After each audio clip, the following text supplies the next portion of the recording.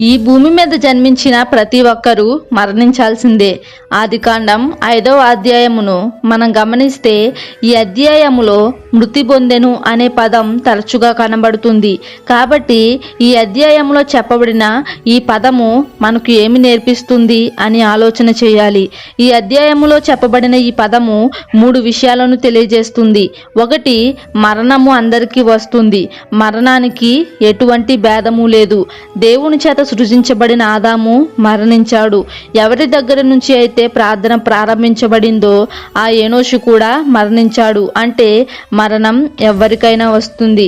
రోమా 5వ అధ్యాయం 12వ వచనంలో ఈ మరణం ఆదాము యొక్క పాపము ఫలితంగా లోకంలోనికి వచ్చింది అని వ్రాయబడి ఉంది. కాబట్టి మరణము అందరికీ వస్తుంది. 2వదిగా మరణము ఎప్పుడైనా రావచ్చు.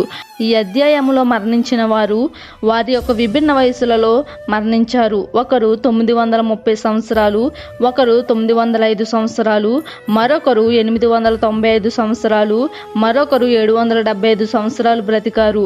మరణం ఎప్పుడు వస్తుందో ఎవరికీ తెలియదు.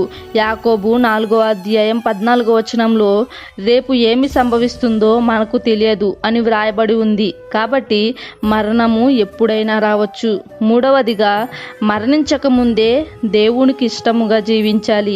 ఈ అధ్యాయంలో అందరూ మరణించారు, కానీ ఒక వ్యక్తి మాత్రం మరణం చూడకుండా కొనిపోబడ్డాడు. అతడు హనోకు. కారణం, అతడు దేవునితో నడిచాడు. హెబ్రీ పత్రికలో హనోకును గూర్చి ప్రస్తావిస్తూ హెబ్రీ 11వ అధ్యాయం 5వ వచనంలో చూస్తే అతడు విశ్వాసము కలిగి జీవించాడు, దేవునికి ఇష్టడుగా ఉన్నాడు అని వ్రాయబడి ఉంది.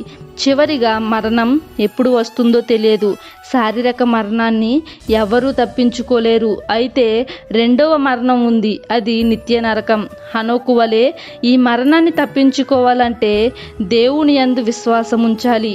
దేవుని యందు విశ్వాసము అనగా యేసుని ప్రభు అని నోటితో ఒప్పుకోవాలి. దేవుడు మృతులలో నుండి ఆయనను లేపెనని నమ్మాలి. యోహాను సువార్త 11వ అధ్యాయం 25వ వచనంలో చూస్తే ఆయన యందు విశ్వాసముంచువాడు చనిపోయినను బ్రతుకును అని వ్రాయబడి ఉంది. కాబట్టి శారీరక మరణం పొందక మునిపే దేవుని యందు విశ్వాసముంచి 2వ మరణమైన నరకమును తప్పించుకోవాలి.